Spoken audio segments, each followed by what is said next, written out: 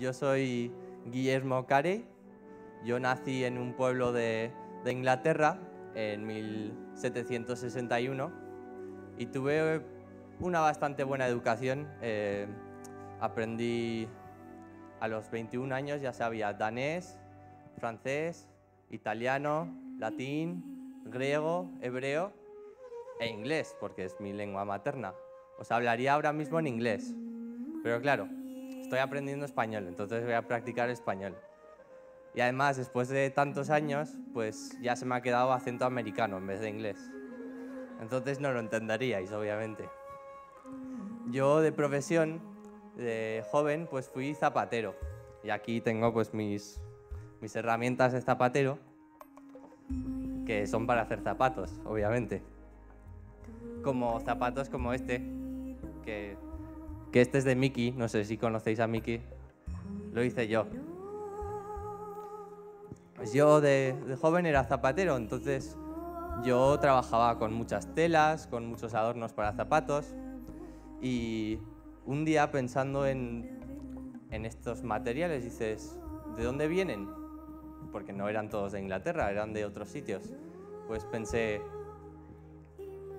estos sitios que están tan lejos, que tienen sus culturas, sus religiones, les faltará una cosa importante, que es que conozcan al Dios verdadero. Entonces me sentí llamado a ir a estos sitios a hablar, a predicar el Evangelio y a extender el reino de Dios. El problema era que en Inglaterra, en la iglesia, eso no era un mensaje muy popular. Nadie quería irse fuera de Inglaterra a predicar a la gente que no creía.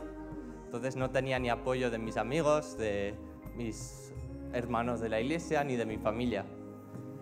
Fueron unos años bastante duros y hasta 1793, que después de mucho esfuerzo conseguí emprender el viaje a la India, junto con mi esposa Dorothy y mis 2 hijos. Estuvimos 5 meses de viaje en el que sufrimos tormentas, enfermedades y de todo, sinceramente. Por fin llegamos a la India y nos encontramos con un panorama bastante malo. Nos encontramos con una cultura arraigada en la superstición y en la idolatría, en la que presenciamos actos bastante horribles, como el lanzar a un niño al río como sacrificio a los dioses. Eso era una práctica habitual. Y otra bastante habitual era que cuando moría un hombre, cogían a su mujer, a la viuda, y la quemaban viva en el entierro del hombre. Estuvimos muchísimos años trabajando. Yo tenía un lema que era: espera grandes cosas de Dios e intenta grandes cosas para Dios. Pero estuvimos muchísimos años trabajando en el que no vimos ningún fruto. Mi mujer sufrió una enfermedad mental de la que nunca se recuperó y nosotros estábamos pobres, completamente pobres. Me llegaban muchas donaciones de Inglaterra y de otros países, pero yo lo usaba todo para extender el reino de Dios, no hacía otra cosa. Por fin, en 1800, conseguí bautizar al primer converso hindú. Y ese mismo año terminé de traducir el Nuevo Testamento al bengalí, que es un idioma de India. Poco después, poco a poco, fuimos traduciendo la Biblia entera a bengalí, luego a otro idioma que es el sánscrito y luego a 44 idiomas diferentes. Entonces ya sabía bastantes idiomas, obviamente. Durante estos años no estaba yo solo, venían misioneros también, hubo un movimiento misionero y tenía un equipo ya de misioneros y conseguimos fundar 100 escuelas diferentes en India en las que enseñábamos en su idioma. Pero yo creo que el mayor logro que yo conseguí fue en 1929. Yo traduje el edicto del gobernador de India en el que se prohibió la práctica de quemar a las viudas junto con sus maridos. Cambiamos en una sociedad pudimos cambiar, ayudar a la gente a aprender pues, lo básico, pero también a aprender sobre Dios y a aprender sobre el valor de la vida. Estuvimos muchos años y fue mucho trabajo y al principio, como os he contado, no había fruto. Y nunca he tenido muchos bienes materiales ni mucha recompensa material. He vivido casi siempre en pobreza, pero sé que he podido ver el fruto de mi trabajo en almas convertidas para Dios, en poder extender el reino de Cristo, y también sé que en la siguiente vida yo voy a tener una recompensa con Cristo, no solo aquí, sino en el más allá. Y recordad mi lema: esperad grandes cosas de Dios y haced grandes cosas para Dios.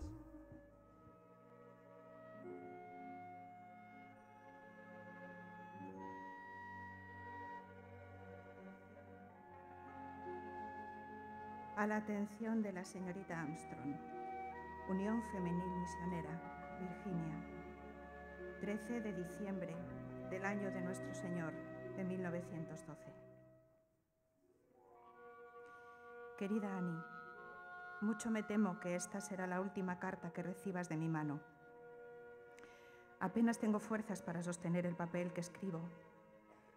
Las últimas provisiones de comida que tenía las repartí hace una semana entre los más pobres de mi amada aldea. Solo la idea de volver a verte a ti y a los que quedan de mi familia allí en Virginia me mantiene lo suficientemente despejada como para hilvanar estas palabras y poder contarte de lo mucho que hemos logrado en estos últimos meses. Ya sé que en otro tiempo te escribía casi a diario, al igual que el director de las misiones foráneas del sur, el señor Tupper. Tú mejor que nadie conoces lo mucho que nos costó hacer entender a nuestros hermanos la necesidad de evangelizar a todos por igual.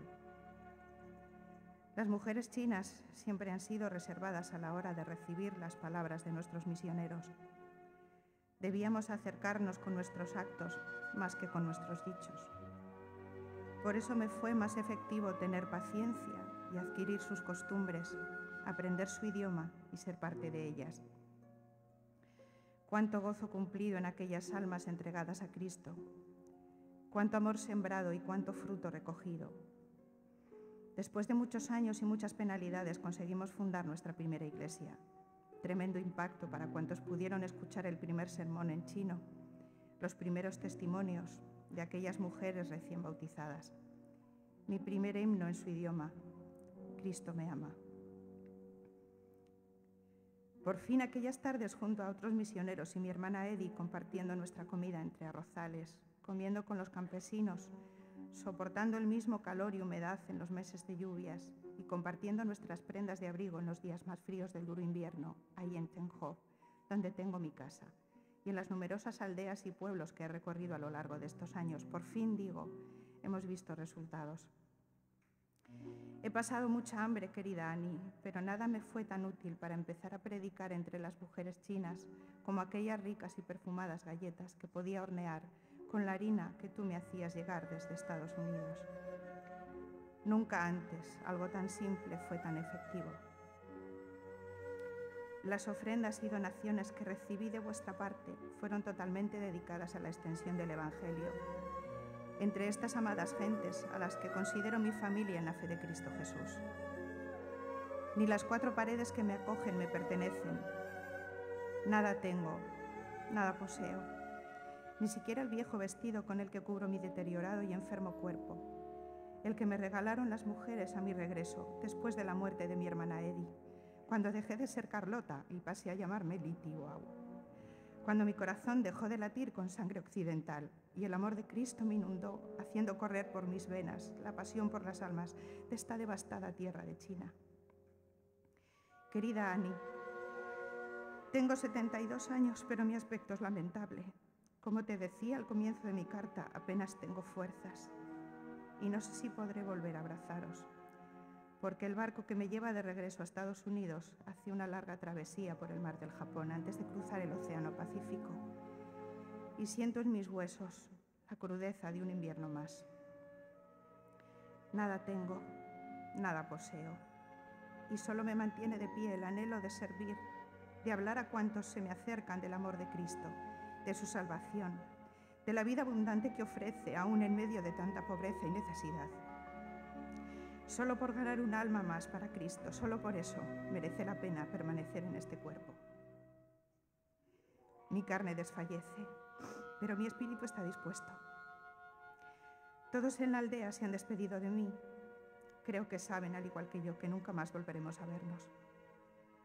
Nada tengo, nada poseo, pero el fruto de todos estos años permanecerá para gloria de Cristo.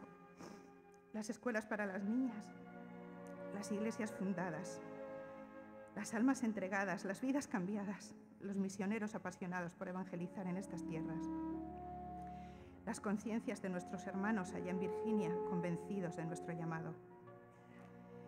Esto es lo que quedará, y con esto me presentaré ante el trono de nuestro Padre cuando Él me llame a su presencia.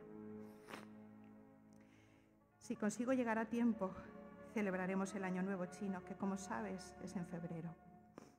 Si no volvemos a vernos, celebra mi ausencia, porque eso querrá decir que estoy gozando de la vida eterna y estaré haciendo fiesta con todos aquellos mis hermanos ganados para Cristo en esta amada tierra de China. Tu amiga, hermana y compañera de ministerio, Carlota Mon. El cine inventa muchos personajes que ponen delante de nosotros como superhéroes. Creo que no hace falta inventar personajes ficticios como héroes dispuestos a salvar el mundo. Hay personajes de carne y hueso que con una actitud sacrificial, con una entrega sacrificial, han sido verdaderos héroes porque han transformado la vida de países enteros. En esta mañana hemos tenido dos referentes muy importantes. Guillermo Carey, a quien cuando era jovencito y tenía esos anhelos y deseos de ser misionero, le dijeron aquellos hombres importantes de iglesia, le dijeron: tú quédate tranquilito en tu zapatería, que cuando Dios ya quiera salvar a aquellos indios, lo hará sin tu ayuda. Pero eso no aquietó ni las inquietudes, ni el espíritu, ni el anhelo, ni el deseo que tenía Guillermo Carey de llevar ese evangelio de salvación hasta lo último de la tierra. Él se constituyó en el padre de las modernas misiones y él tenía un lema que decía: yo bajo al pozo, pero vosotros sostened la cuerda. Hemos visto otro referente, Carlota Mon, que creo que no hay que añadir nada más a lo que la propia Carlota ha dicho y que nos ha emocionado. Y nos ha emocionado no porque sea algo lacrimógeno, sino porque sabemos que detrás hubo una vivencia comprometida de una mujer que amaba a las personas más allá de su color de piel, de su raza, de su cultura, porque identificó a cada ser humano como lo que era, alguien creado a imagen y semejanza de Dios. Ambas vidas, ambos héroes, ambos referentes, sin duda alguna tomaron inspiración en el primero de los misioneros, Jesús. Hablamos de misionero cuando enviamos a alguien muy lejos, ¿verdad?, para que predique a cualquier otra cultura lejos de la propia. ¿Qué más lejos geográficamente del lugar que ocupaba Jesús que este diminuto planeta llamado Tierra donde estábamos nosotros? Pero Él vino por amor a nosotros. Y dice la palabra de Dios que de tal manera amó Dios al mundo que ha dado a su único Hijo para que todo aquel que en Él cree no se pierda, sino que tenga vida eterna. Me llama la atención cómo empieza, porque de tal manera amó Dios al mundo. Mirad, cuando uno mira al planeta Tierra desde lejos, desde el espacio, y hoy podemos hacerlo porque tenemos muchas imágenes, ¿verdad?, filmadas desde satélites que nos permiten ver el planeta. Mirad ese planeta, mirad esas imágenes, mirad ese vídeo, mirad a ver si veis por ahí las fronteras, mirad a ver si veis por ahí Francia que se divide de España, que se divide de Portugal, que se divide, y no lo encontraréis.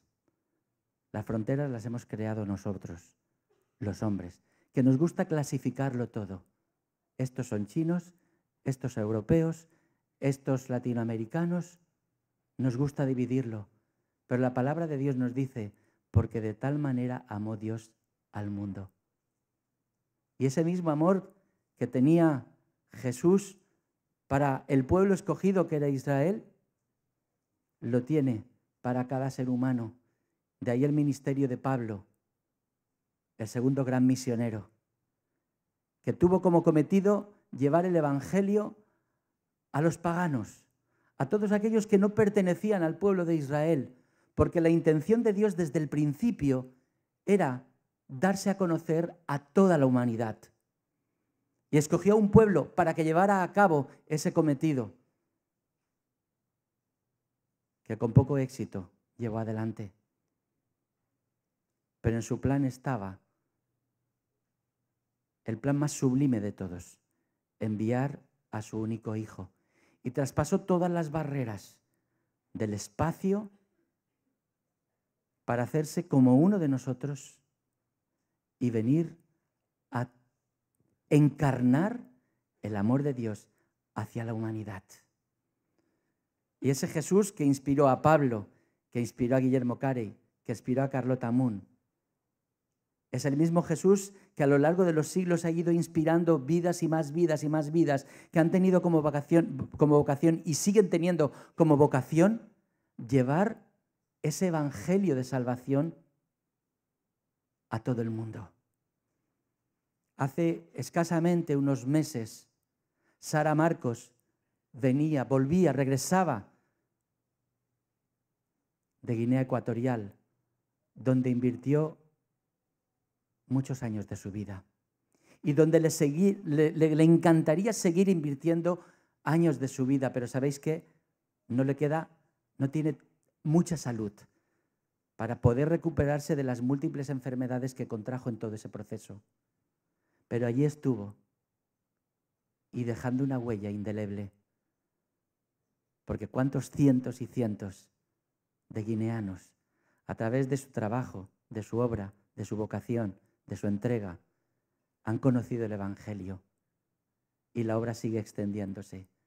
Nuevos misioneros como Marta, que tenéis allí el póster, como Julio y Damaris, que nos han saludado, y otros muchos misioneros están en tierra ajena, pero buscando cualquier rostro que le sonría al mensaje del evangelio.